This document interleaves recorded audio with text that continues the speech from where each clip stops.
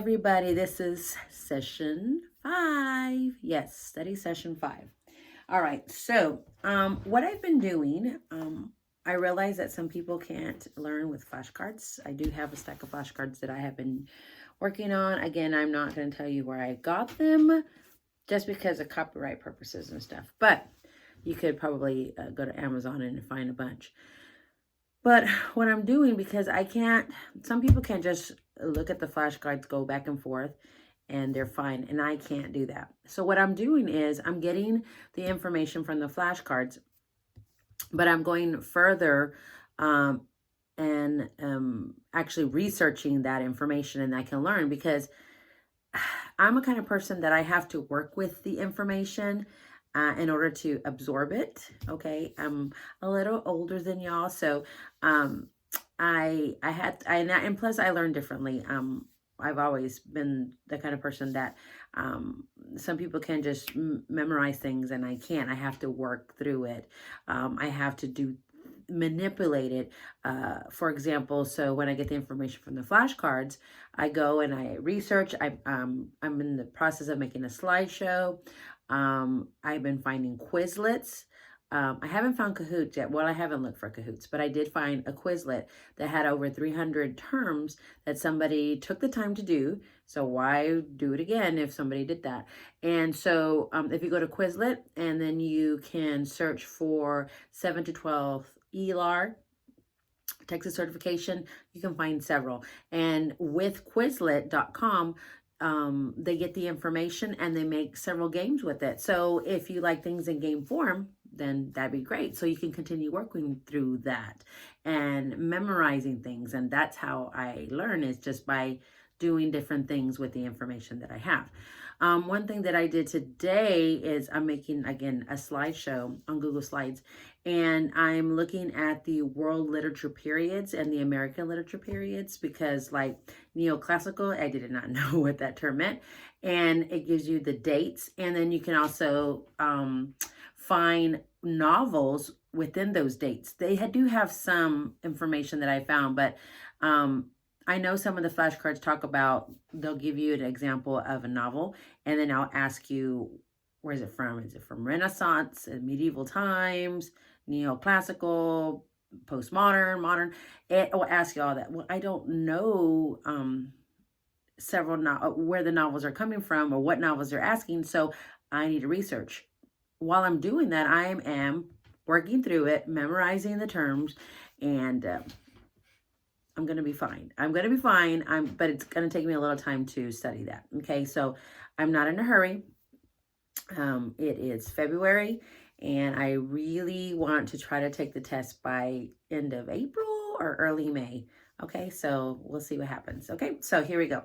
So if I were you and you're trying to save money, and I get it, trying to save money and buying things, programs, I do have some friends that I have bought programs that pay $40 a month.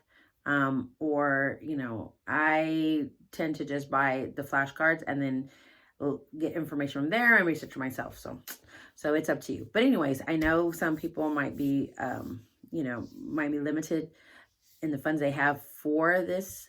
So what I would do is I would get the information and look it up yourself. And make your own slideshows and all that good stuff. Okay, and then make your own flashcards, whatever you want to do. All right, so the first thing that we're going to talk about is this flashcard says discuss the use of colons. Okay, colons. So the colon is used to call attention to the words that follow it. A colon must come after complete independent clause. So if I were you, I would write complete independent clause and look up some information. And again, in a previous video, I did talk about grammar bites, and it's BYTES, and they do have a lot of like PowerPoints, and they have instructional like mini videos. If I'm not mistaken, it's been a while since I looked at, but they talk about complete independent clauses, so you can look at that. And then it says, the rules for colons are as follows. Use a colon after independent clause to make a list. Example, I want to learn many languages, Spanish, German, and Italian.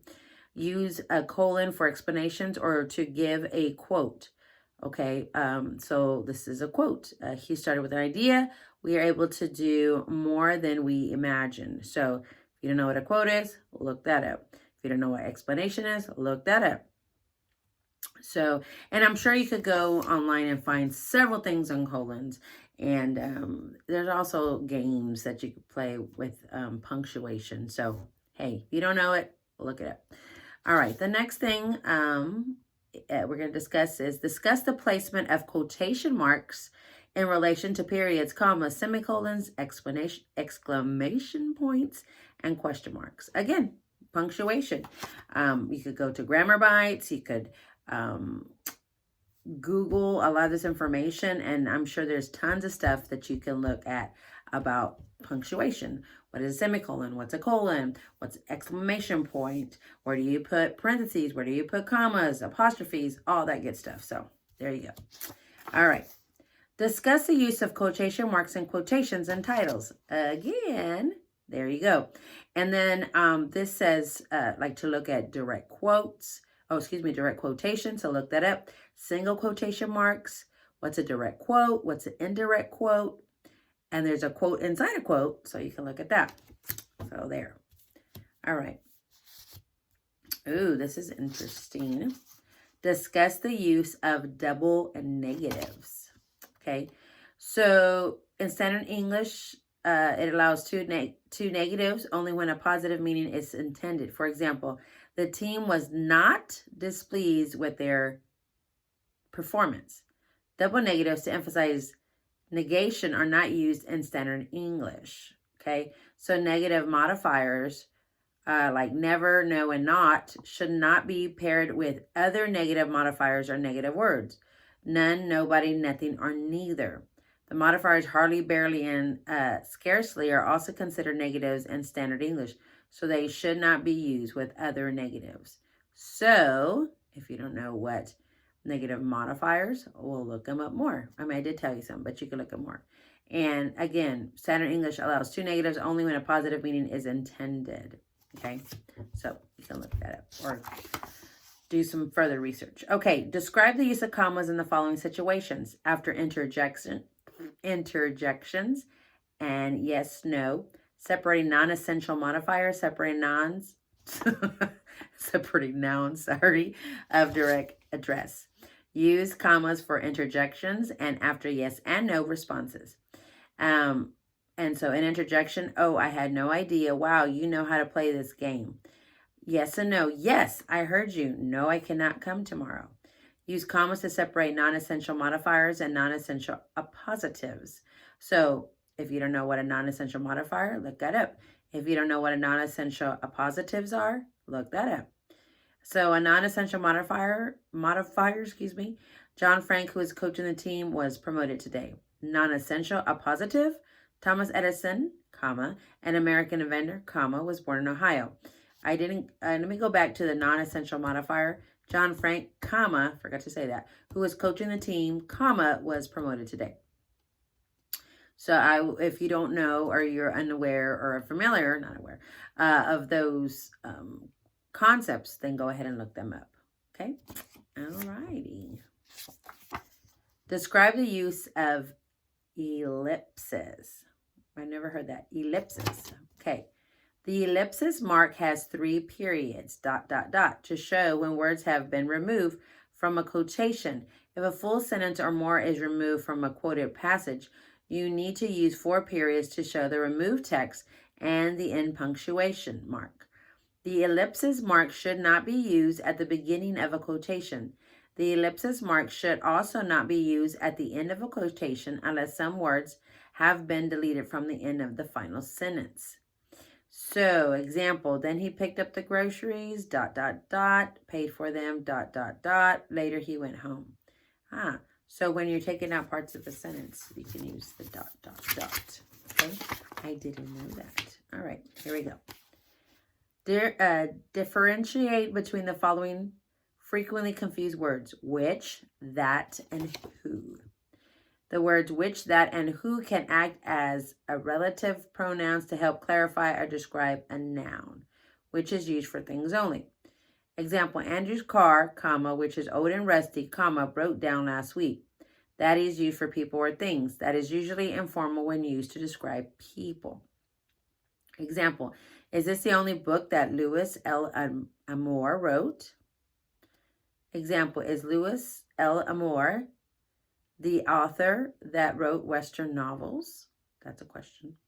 Who is used for people or for animals that have a name? Okay. Example, Mozart was the composer who wrote those operas. Example, John's dog, who is called Max, is large and fierce.